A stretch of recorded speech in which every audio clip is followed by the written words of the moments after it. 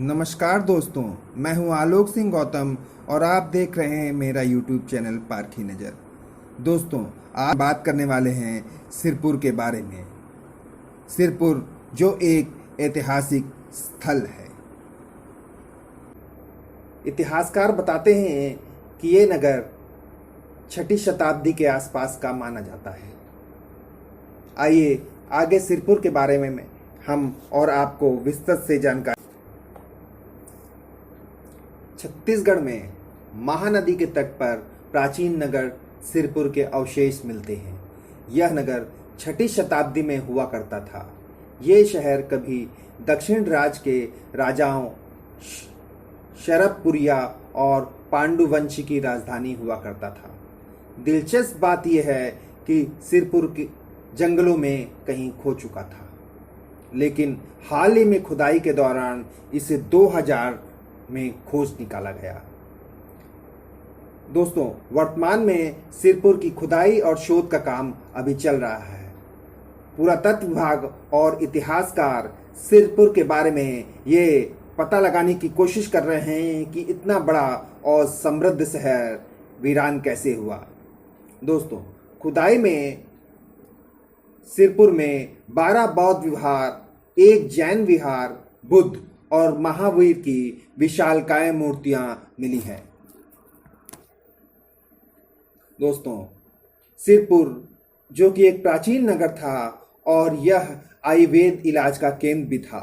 यहाँ भूमिगत अनाज मंडी और एक स्नान कुंड भी मिला है। ये सभी 1200 से 1400 साल पुराने माने जाते हैं।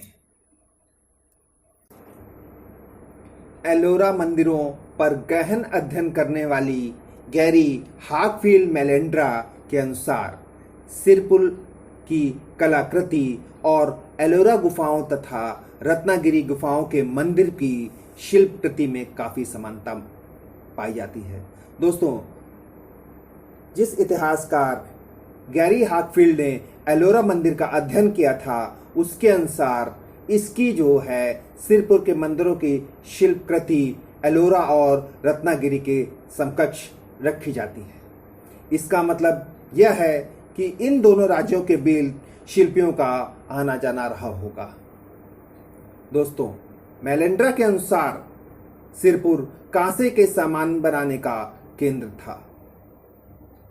या इतिहासकार ये भी मानते हैं कि ज़्यादा से ज़्यादा कांसे का सामान या कांसे के बनाने का मुख्य केंद्र भी सिरपुर रहा होगा।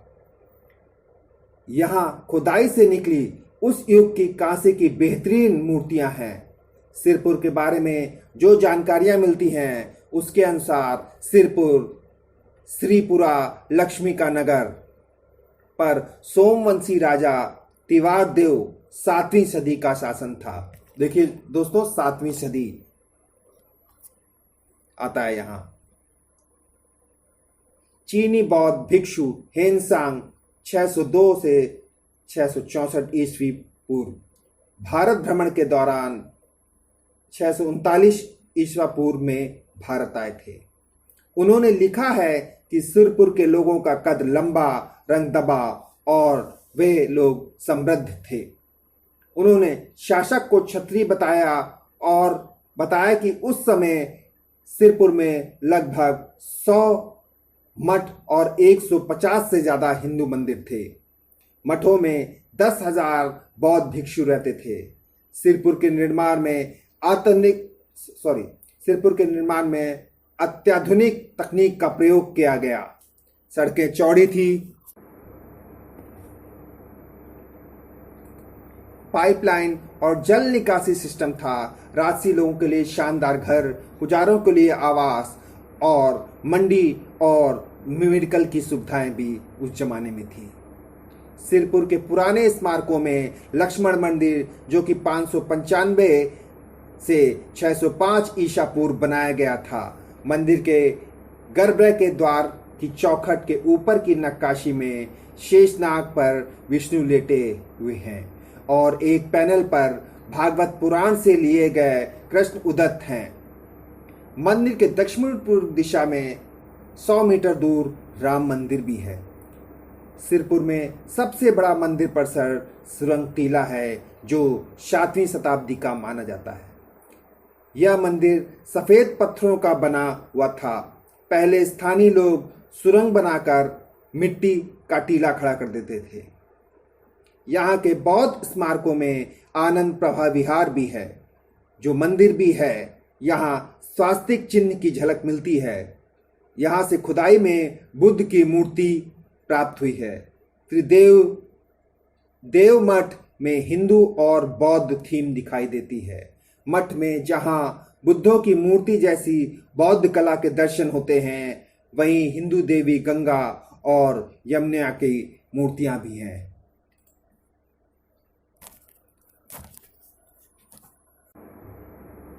इसके अलावा पंचतंत्र की कहानियां, काम और मिथुन के दृश्यों का चित्रण भी है। सिरपुर में एक जैन बस्ती भी हुआ करती थी। यहाँ के अवशेषों में 9वीं शताब्दी की प्रथम तीर्थकर आदिनाथ की कांसे की मूर्ति भी प्राप्त होती है। दोस्तों, सिरपुर जो कि एक ऐतिहासिक स्थल था, वह पुरातात्विक स्थल के रूप में एकदम अज्ञात था। भारतीय पुरातत्व के विभाग के अधिकारी जेडी बैगलर ने 1872 में यहाँ के कुछ मंदिरों के अवशेष देखे थे। 1953 और 1955 के दौरान सागर विश्वविद्यालय मध्य प्रदेश ने थोड़ी बहुत खुदाई की थी। इस नगर और इसमें 2000 से 2007 के बीच इस 184 टीले मिले। फिर पुनः खुदाई में 2009 से 2011 के बीच में 2009 में बुद्ध की कांसे की प्रतिमा और विस्तृत महल परिसर की खोज हुई।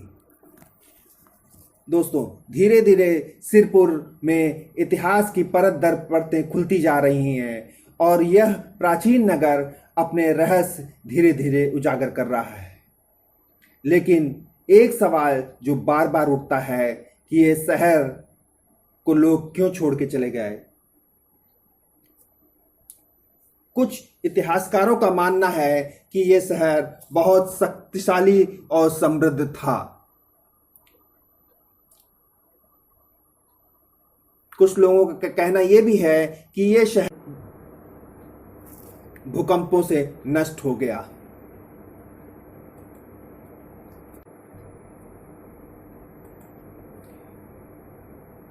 कुछ इतिहासकारों के अनुसार अलाउद्दीन खिलजी ने इसे हमला करके इसे बर्बाद कर दिया था। कुछ के अनुसार या कुछ के मुताबिक महानदी में भयंकर बाढ़ की वजह से लोगों को नगर छोड़ के जाना पड़ा। सिरपुर सहिष्णुता का एक सही सटीक उदाहरण है। यहाँ बौद्ध और जैन मठों के बीच शिव, विष्णु और देवी मंदिरों में समन्वय नजर आता है। यहाँ एक म्यूजियम भी है जहाँ खुदाई में मिली 6वीं और 12वीं शताब्दी की कलाकृतियों और अवशेषों को सहेज कर रखा गया है।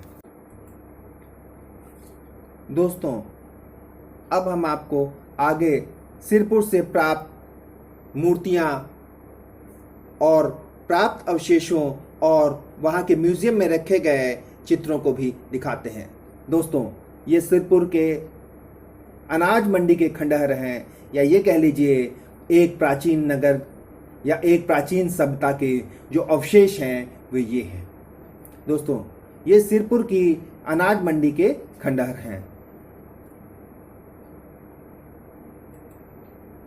दूसरा, सिरपुर से प्राप्त स्नान कुंड के अवशेष या स्नान कुंड के खंडहर। दोस्तों, ये देखिए, जैसा कि पहले जिक्र आया था, सिरपुर से प्राप्त स्नान कुंड के दृश्य।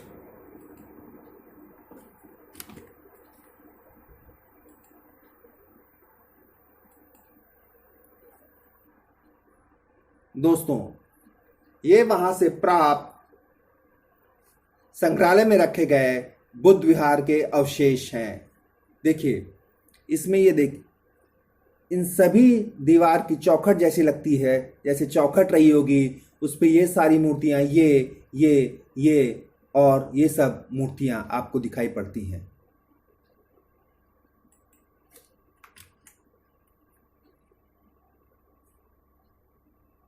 सिरपुर से प्राप्त ध्यानमग्न बुद्ध और अन्य मूर्तियां। देखिए, मैंने जो पहले वीडियो आपको दिखाया था उस वीडियो में भी जो मैं स्वयं गया था घूमने के लिए, वहां पर उन मूर्तियों में सिर कटा हुआ था। वो इस मूर्ति में, इस मूर्ति का भी सिर जो है वह कटा हुआ है। यहां पर देखिए, गौतम बुद्ध ध्यानमग्न मुद्रा में बैठे हुए हैं। उनका दायां हाथ ऊंचे और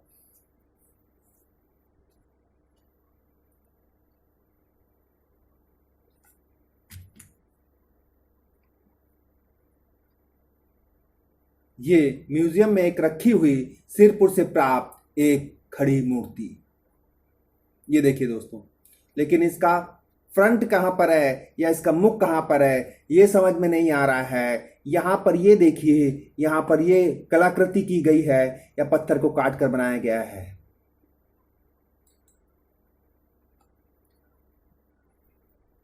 दोस्तों ये देखिए चौखट का दृश्य, इसमें गजालक्ष्मी और गणेश की नक्काशी की गई है।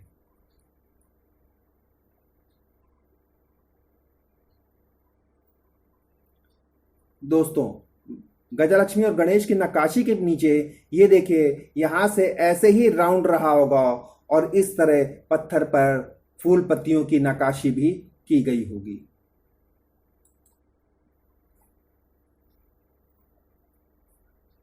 सिरपुर से प्राप्त लक्ष्मण मंदिर के अवशेष। देखिए दोस्तों, एक ही सीध पर सीधे और एक ही डिजाइन से पत्थर कटे हुए हैं। ये फिर इसके बाद ये, फिर इसके बाद ये और इस तरफ भी चारों तरफ पत्थरों को सूक्ष्म रूप से काट कर तराशा गया मंदिर, लक्ष्मण मंदिर।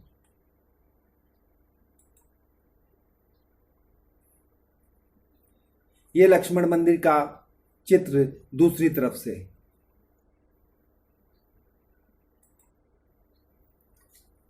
दोस्तों, लक्ष्मण मंदिर से प्राप्त शिला या मूर्ति जो अब शिवपुर के संग्रहालय में रखी हुई है। अब दोस्तों, ये पता नहीं चलता इस मूर्ति को देखने पर कि ये मूर्ति ऊपर से काट दी गई है या ये मूर्ति इतनी ही थी। और ये भी नहीं समझ में आता, इस मूर्ति को देखने से तो इतना लग रहा है कि जैसे ये हाथी की सूंड रही हो, ये इसके आंखें और ये इसके कान।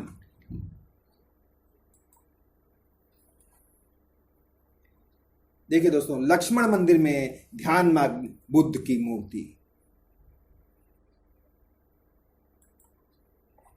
लक्ष्मण मंदिर की शिला पर बनी मूर्तियां। दोस्तों, जो लक्ष्मण मंदिर की शिला प्राप्त हुई है उसमें बनी हुई मूर्तियां। लक्ष्मण मंदिर का सामने से दृश्य देखिए। यहां पर भी दोस्तों ये छोटी छोटी मूर्तियां बनी हुई हैं। ये दीवार टूट सी गई है और ये शायद रोशनदान रहा होगा। ऊपर देखिए, बिल्कुल यू टाइप शेप में लक्ष्मण मंदिर का निर्माण किया गया है। दोस्तों, शिवपुर में संग्रहालय में रखी हुई एक मूर्ति है। दोस्तों, इसका भी ये देखिए सर कटा हुआ है और इन मूर्तियों का भी ऊपर से सर कटा मालूम पड़ता है। लक्ष्मण मंदिर के संग्रहालय में रखा गया शिवलिंग, ये देखिए दोस्तों। और इसके बगल, अगल बगल जो मूर्तियां रखी गई हैं वो लक्ष्मण मंदिर या शिवपुर के संग्रहालय में रखे गए अन्य मूर्तियां हैं। लक्ष्मण मंदिर का संग्रहालय में ये देखिए दोस्तों, ये भी सिरकटी मूर्ति है। ये आधी मूर्ति ये भी सिरकटी है। ये मूर्ति ऊपर की गायब है, लेकिन इसमें देखने से ऐसा लगता है कि ये ध्यानमग्न मूर्ति है। डॉक्टर साहब, और मूर्तियां भी देखिए, या मूर्तियों के अवशेष जो प्राप्त हुए हैं उनको देखिए दोस्तों। ये देखिए देखिए, ये शिलालेख है, ये ऊपर का हिस्सा गायब है इस मूर्तियों का, और ये सब मूर्तियां दोस्तों देखिए।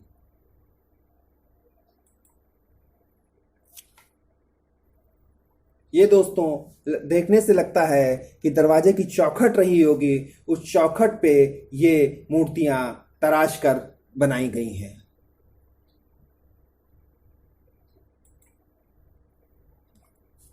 दोस्तों महादेव की मंदिर की मूर्तियां, इनका भी मस्तिष्क क्षतिग्रस्त किया गया है और बाकी जो अवशेष बचे हैं उनको स्थिरता से रखा गया है।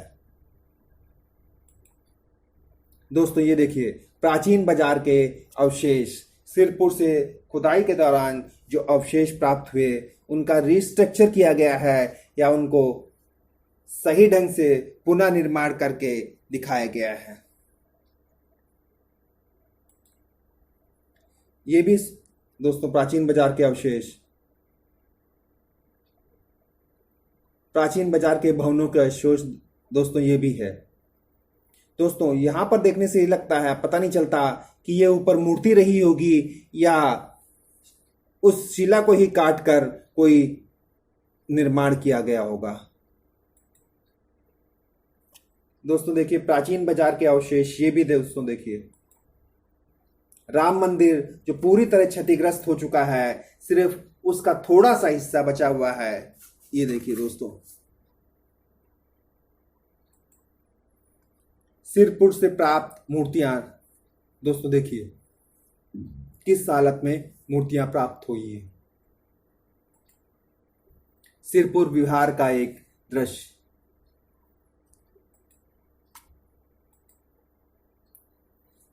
सिरपुर से एक प्राचीन स्तूप,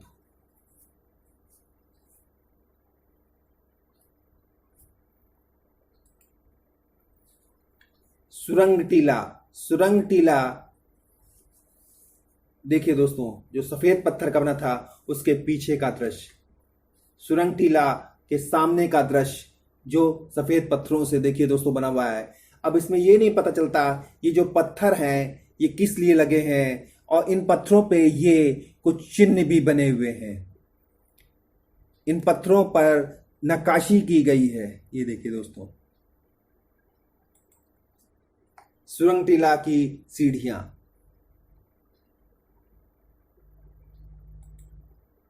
स्वास्तिक विहार के अवशेष या ध्वंसाशेष, ये देखिए दोस्तों स्वास्तिक विहार भवन के अवशेष देखिए दोस्तों। अब ये नहीं पता चलता ये भवन ऊपर निर्माण में था, जिस तरह ये पिलर या दीवारें पत्थरों की यहां दिखाई दे रही हैं उससे कुछ क्लियर नहीं होता दोस्तों।